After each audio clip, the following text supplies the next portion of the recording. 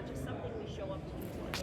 So like I'll be on jobs and someone's like, well, this tree or this limb might interfere with the house in 12 years, so take it. It's like, well, let's slow down a little bit. There's a lot we can do instead of making a major cut, which is going to be a major vector for decay. So our goal with work positioning and with pruning is to get out to the tips, because that's where our work is going to have the most impact.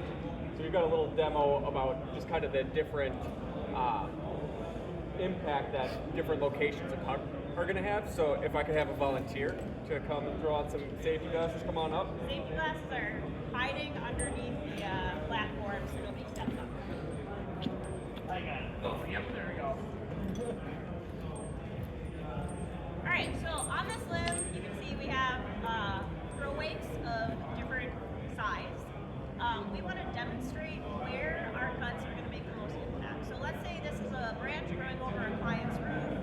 They're very concerned about what might happen long term with it. They're asking us to take this branch back to the main stem, thus exposing like pivotal structural points to some potential decay.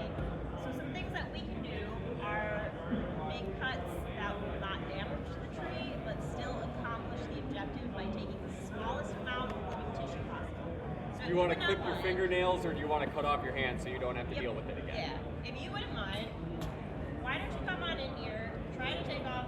So let's say they want us to just make a big cut right here. Why don't you come and show, like if you can sneak this off the carabiner and kind of show, I'll do my best to not skew this.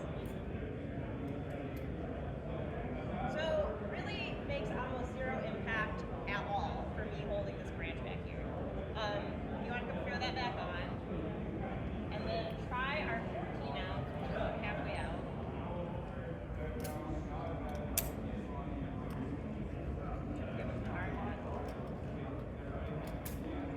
So that's a little bit better. Okay, so if you want to throw that back on and show what happens when we take weight off of the tip of the branch.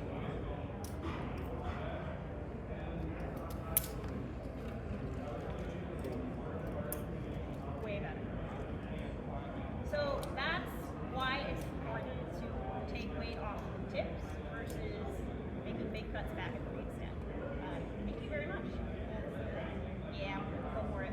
So we're taking the smallest amount of weight, but making the most impact while reducing the amount of stress we're imposing on the tree. So we all agree that we need to get to the tips. Getting to the tips is kind of the next challenge that we have. So planning our routes is going to be very critical for getting to the tips efficiently and smoothly. Having a plan, looking at the tree, having a plan, but staying flexible. Our adaptability as arborists is one of our greatest strengths. So having a general plan, but being able to reorganize steps as you're working through them. So as I'm working through a tree, I'm working steps 1, 2, and 3, and then I might be flipping around steps 4, 5, and 6. So thinking ahead and not staying too rigid with a plan that might not be working. In terms of route planning, so some people are really good at route planning from the ground. They know where to set their time point, they can plan their route from standing on the ground. Personally, I think I just have bad depth perception, so that's something I always struggle with. So I'm somebody where you should be climbing up to your time point anyway to inspect it. I will do a very loose route plan, and then once I get to my tie-in point, that's where I get into the details of what I'm going to be doing in the tree. So whatever works best for you, however your brain best organizes it, put together a route. And then as we're working through our plan, in an ideal world, the goal is to use our feet for movement so we can use our hands for work. So if I'm getting into a position where I'm looking to make a cut, getting myself into the strongest position possible to be able to work hands-free and keep my work in as close as possible. Reaching out as far as we can is going to be hard on our shoulders long-term and expose us to more risk for acute injuries. Making a handsaw cut as far out over the roof as you can. I'm sure every one of us has had a silky bite before, and that's usually due to poor positioning. So keeping your work in close and taking that extra step is generally worthwhile to keep your work in as close as possible and taking smaller cuts because your shoulder's a bad rigging point. Mine's not rated for a lot, maybe 50 kilonewton. But throwing as small of material as you can is going to be better for you long term because we're not just talking about acute injuries like chainsaw injuries, struck bys. It's the long term wear and tear of pushing everything to the limit for as long as we can. You know, even a small sprout like that, if I was removing it, instead of throwing it whole, I'd probably take it in 2 or 3 pieces. Just because that extra time to make those couple of cuts could be seconds, but years on the end of my career. So thinking about all of that with your positioning, with your the size cuts you're taking. A lot of objections I get when I'm training new climbers is it's really hard to get out to the tips. This is a fact, and we all feel this on a daily basis. So one thing we want to talk about is the concept of our center of gravity. You probably don't, you couldn't explain this in physics terms, but we are all well aware of where our center of gravity is. So it varies from person to person, but in general, it's several inches higher in the body for men and several inches lower for females. So as a female, my center of gravity is a lot lower. So for me to do a limb walk standing up like this isn't actually all that advantageous. It's a little harder on my body and I'm not as good with balance.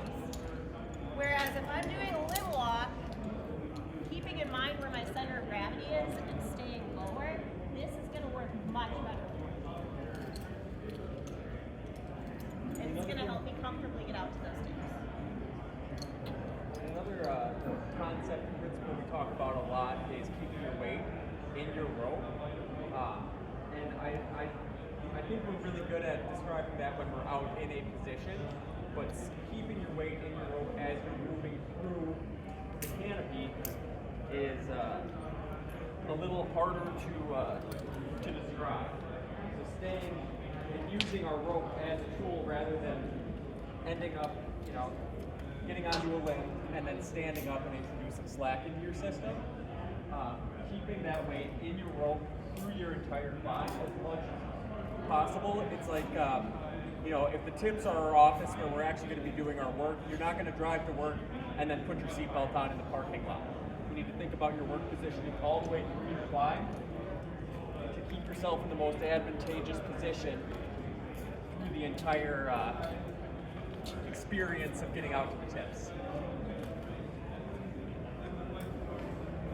Yeah. I guess at the end of the day, so we are managing a resource as tree care professionals. What is the most important resource that we have as tree care professionals? What does our career revolve around? Come on. Preservation? What are we working in? Trees? We're working in trees. So we are preserving trees because they are our most important resource. And who can tell me when you preserve trees what your most important tool is? Your brain? What? Your brain? You're close. Your body? Your body, exactly. So the two concepts do not need to be exclusive from each other. We can preserve trees and we can preserve our bodies. You have anything else, Sam? Well, let's see. Do you guys have any questions for us at this point?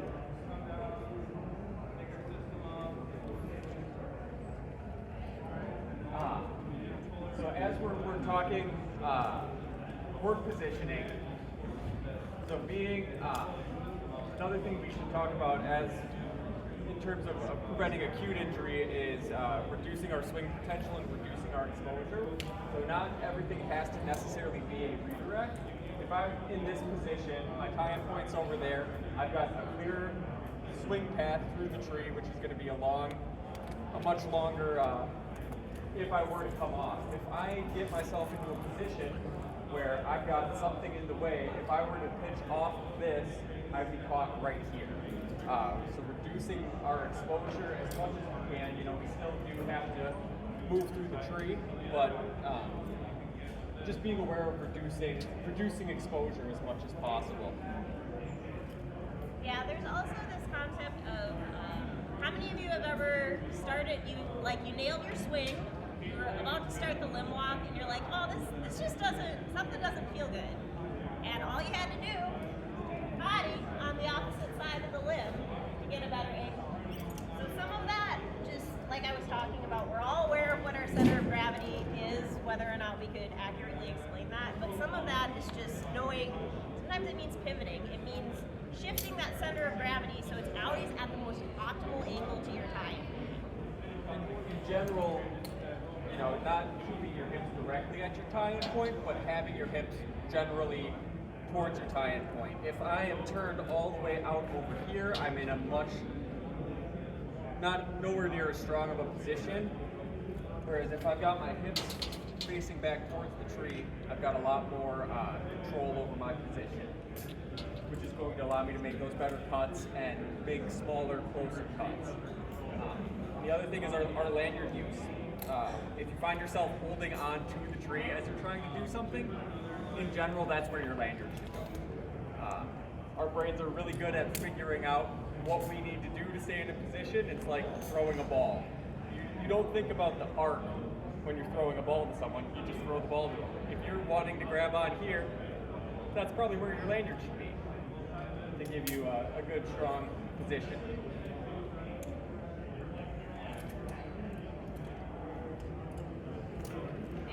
Any questions so far?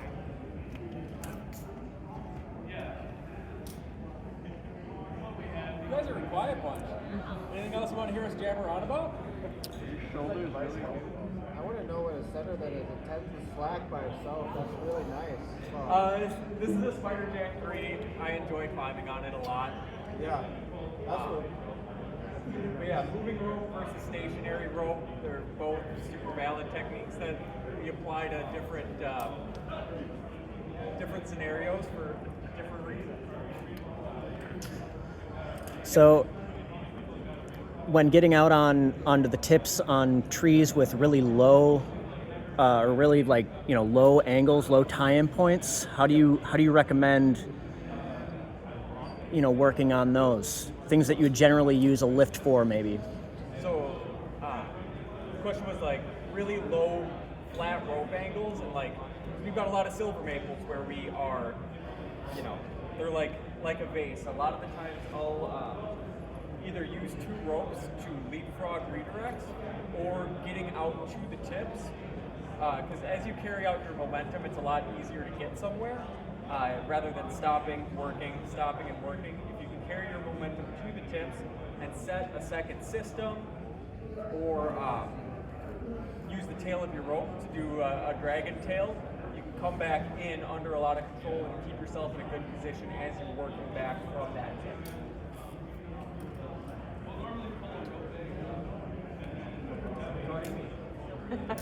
Other questions?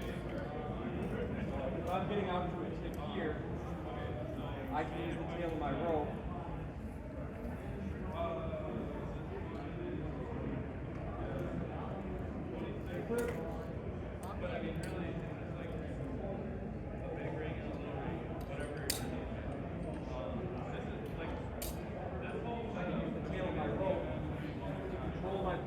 as I'm coming in and use both of these to my advantage.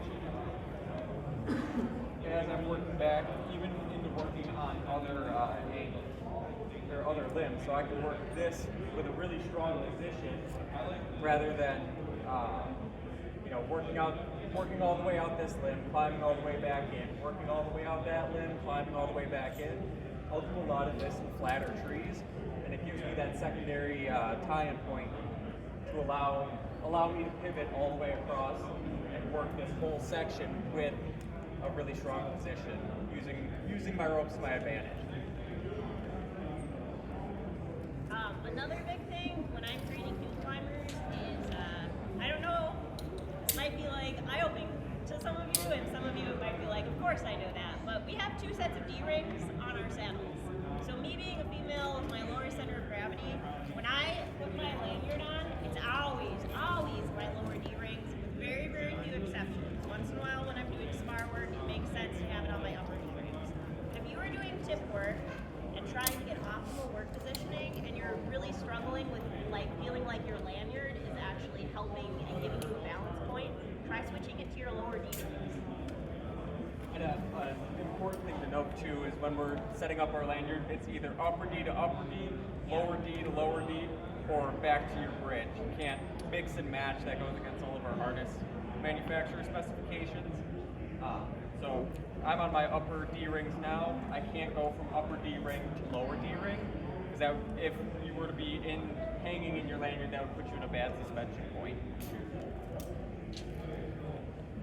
And yeah, getting up high, keeping your work in as tight as possible.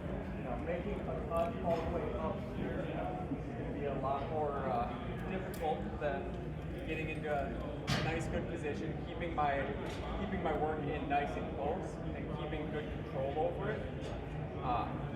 Instead of like taking something huge, being in close. Full extension, you're really weak. In tight, you're really strong.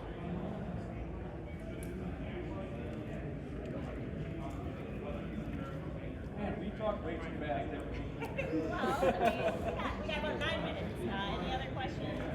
Doesn't necessarily need to be about. We can yak about gear too, if you'd like. Okay, what's with the duck cake? I don't know. I actually have no idea what that. That's beyond our pay grade. Not smart enough for that. It's the raccoon hole that Wyatt covered up. For the climbing that you guys specifically do, what do you look for in a boot? What was that? For the climbing you guys do, what do you specifically look for in footwear? Type of boots you wearing? For me personally, a stiff sole is paramount. I know it's different for every person, but really stiff soles on my boots and a really good grip. So I was somebody where for years and years I would just buy like Keens or regular hiking boots. Those worked okay, but then I bit the bullet and bought my first pair of actual climbing boots about 4 years ago, and now I will not climb on anything else. They last a little bit longer too, in my experience. At least the ones I had lasted for a good three and a half years before I started seeing some like excessive wear on the soles. How do they work for spiking specifically? They were great, yeah. Sam? I like softer rubber and I like softer sole, but I tend to run 2 different sets of boots, one for long days and spurs, and then one softer pair for pruning. If you don't mind me asking, what do you run for spurs? The Arbortech Stoffels. I've been wearing those a little bit. They've been really good. I usually don't wear those unless I'm going to be in spurs for more than like 4 hours. Other than that, I'll just wear these. Thank you. Yeah. No. Got a few more minutes. I was told this was going to be a discussion. Are you from those very horizontal lines, so it's not necessarily a limb above you or something? The landing end is kind of like a fin where you fall onto it. As far as So approach to making it. So something that's like, and I'd like to say there's no shame in using a pole saw, but I've really tried not to. But yeah, staying low and some double lanyard work, and I've even done, every once in a while you get an oak that is really a straight stem, and then there's one branch that like kind of arcs up and over everything. To do those reductions, I've actually brought a bunch of redirect slings, and almost like lead climbing, rock climbing, alternating those 2 stationary rope systems, leapfrogging those redirects to be able to stay underneath it using my lanyard. It's not the most comfortable position, but you can get this much gain on each redirect to get out on them. It's definitely not the most fun. I'll usually look for a different solution for that, but it's a solution to get out there with. And you can tie an alpine butterfly, so it's a fixed point, or just clipping them through. But it is a way to get out on. If this limb was completely horizontal out there, I could keep myself in a position and leapfrog those redirects to get out there. I wish I had a more elegant solution, but It's just a tough thing. Have you used a Captain Soaker similar device and would you recommend them for getting out to, like, let's say, silver maple tips that are the captain's hooks are great for silver maple reductions. They're I haven't used one a ton. How about you, Johanna? Yeah, silver. If I have to pull out the cap hooks, it's usually in a silver maple. There is a little bit of a learning curve. They're not as intuitive as one would think, but I find them really advantageous for moving through like big gaps in a tree and then working your way out. In terms of like actually working my way out to the tips, double lanyards all the way.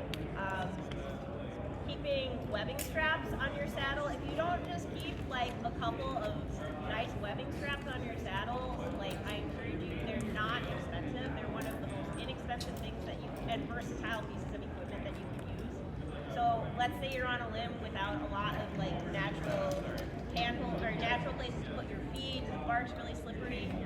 You can make your own handholds. Like throw a strap on there, so you can always use that as well. Yeah. The handholds and footholds out of webbing Yeah. loops are super helpful. Yeah. And for controlling branches too. That's another thing too. Like if you're taking a tip, it's a little bigger than you want to put into this garbage rigging point. You can sling it back to the piece and just let it absorb all that dynamic loading. Then pick it off in a static load, which is going to be a lot easier than swinging even a 3-inch branch. You can just control it with the webbing straps. It's really worthwhile to reduce that wear and tear. And if there's a question, just put a rope on it. Ropes are way stronger than any one of you, and they complain a lot less. And easier to replace. But yeah, I'm a big fan of putting a rope on everything that I can. Why not? At the end of the day, I'm just lazy. I don't want to work any harder than I have to. Alright, we've got 3 minutes. I guess one thing okay, so if you are going to use webbing straps in the canopy, just a quick thing to keep in mind, keep your rigging webbing straps separate from your climbing webbing straps. So if you are using webbing straps to catch a branch and dynamically loading that, however you do it, use different colors, keep them on a different side of your saddle, don't cross-contaminate the two. Climbing webbing straps at some point may be dependent upon for some sort of a life support scenario, so you don't want to be dynamically loading. Yeah, rigging gear and climbing gear are always separate. Is there a situation where you would prefer a shorty as a shorty, double rope, rather than like a full length rope as your second? So, I've got one rope set up where I've got 2 ice places on it, and then I just carry another moving rope system on my saddle. And if I want to use that, I'll set it and just pull up the other end, build a whole second system. If it's going to be for shorter movements, you can use the full length of your rope to move throughout the tree. It's not you don't always have to haul up a second system. I've played around with having like a 50-foot moving rope system, and I usually needed about 54 feet. So. Alright. Yeah, using redirects are your friend.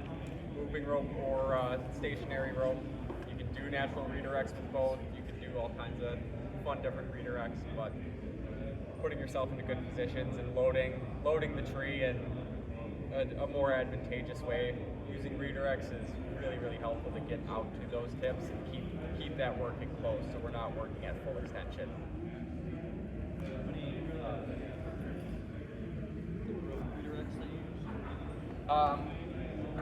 Grab one of them. I like the snake anchor, and then I do really like these DMM revolver rigs, so I'll stack 2 of those on a sling. Being cautious to keep the gates oriented away from the tree and keeping everything in line. But yeah, doing the ISC double pulleys work great. But yeah, keeping the efficiency of pulleys on moving rope really makes a big difference if you're going to be taking redirects. All right, we are at our half hour, so thank you very much.